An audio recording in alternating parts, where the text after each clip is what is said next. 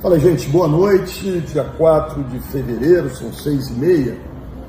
Queria prestar algumas informações sobre uma ação que o município entrou hoje, a chamada ADPF, né? Aquela ação que certas organizações da sociedade civil, alguns partidos políticos entraram discutindo ações policiais na cidade do Rio de Janeiro em 2019.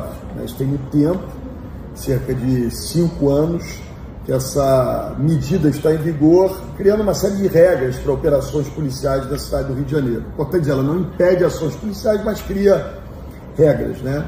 E a prefeitura pediu hoje para entrar com um instrumento que eles chamam de amicus curiae, que é como se fosse parte interessada, ou seja, o que nós alegamos é que o que a gente tem visto na cidade o tempo todo é um aumento da ocupação territorial pelo crime organizado na cidade do Rio de Janeiro.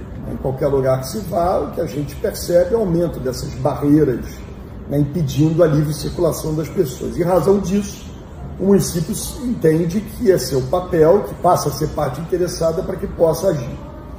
Essa ADPF, ela tem um problema grave, né, porque ela, mais do que aquilo que está escrito nas decisões, né, ou aquilo que se passa no processo, né, a impressão que se tem é que, de um lado, ela serviu de desculpa para aqueles que não querem trabalhar ou não têm competência para fazer valer a autoridade e o monopólio da força do Estado em determinadas áreas do território da cidade, e, de outro lado, também, né, cria uma sensação de que o Rio de Janeiro virou, sei lá, um resort para delinquentes.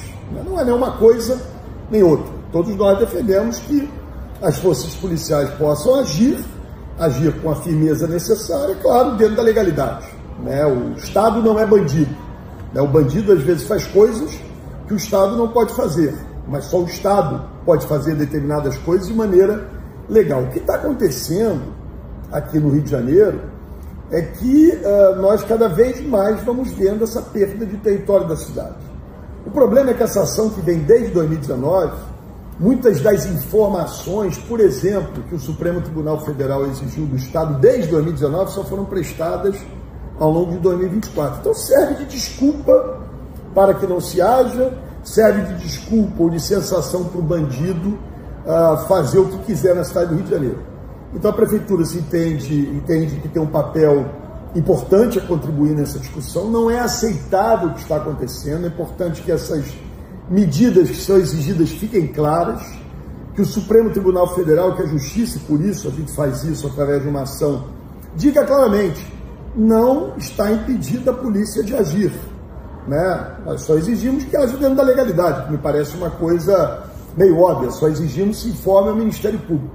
E que isso deixe de ser desculpa para a inação, muitas vezes, da segurança pública do Estado, e desculpa para a situação maluca que a gente está vivendo, e também gerando uma sensação, como eu já disse aqui, de que pode-se tudo na cidade do Rio de Janeiro, né? Ou no estado do Rio de Janeiro. A gente está vendo um aumento absurdo da criminalidade. Não é a primeira vez que eu trato desse tema. No processo eleitoral isso foi discutido, depois das eleições foi discutido. Não há aqui qualquer movimentação política do meu lado, né? É importante dizer que eu já conversei várias vezes com o governador sobre esse tema. No final do ano passado eu me ofereci a ele para ir com ele ao Supremo Tribunal Federal discutir essa questão, defender a posição do Estado e permitir que as forças policiais trabalhem, de novo, dentro da legalidade, né, cumprindo o papel que é da polícia, né, que é de prender delinquentes, que é de ir para o enfrentamento se necessário for. O que a gente não pode deixar é que isso vire desculpa para esse absurdo que está acontecendo na cidade do Rio de Janeiro. As armas de guerra chegam nas mãos dos bandidos do Rio de Janeiro. Esse aqui é um dos depósitos de armas apreendidas pelas nossas forças de segurança do estado do Rio de Janeiro. E sabe o que é o mais impressionante? Nenhuma dessas armas aqui, nenhuma delas, foi produzida aqui. Você sabe por quê? Porque o Rio de Janeiro não produz armas. Para vocês verem, só no ano de 2024, o ano passado, mais de 730 fuzis foram apreendidos. Gente, são 2 por dia no Rio de Janeiro.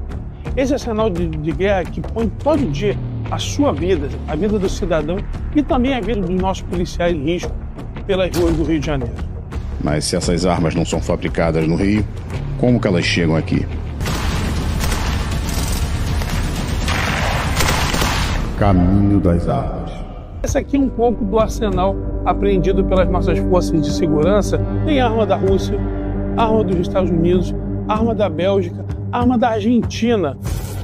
Depois de produzidas, essas armas cruzam o oceano e chegam a países como Colômbia, Bolívia e Paraguai. Quando chegam lá, as armas deixam de ser rastreadas, simplesmente somem. Depois, elas cruzam as fronteiras de todo o Brasil e brotam nas mãos dos vagabundos do Rio de Janeiro, fortalecendo o crime organizado. Para você ter uma ideia do tempo que já tem essa história, em 1989 foi apreendido o primeiro fuzil no estado, o único do ano, apenas um. Hoje, nosso recorde é de 732.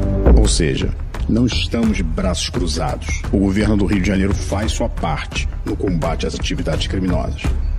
Tanto que está instalando em suas divisas portais com scanners capazes de detectar drogas e armas em veículos em movimento. Mas o que adianta o Estado tirar os fuzis dos bandidos se essas armas continuam entrando pelas fronteiras do nosso país? Combater o crime não é papel apenas das polícias militar e civil.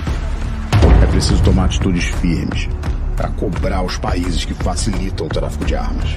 O governo federal precisa impor sanções. Só com fronteiras seguras é possível enfrentar o crime organizado e dar fim ao caminho das armas. Porque o que é comércio para eles é a morte, é guerra para todos nós. Quando um criminoso aponta uma arma para um policial, está apontando para a sociedade. Entre a vida de um policial e a vida de um criminoso, a nossa escolha é sempre pela vida do nosso policial.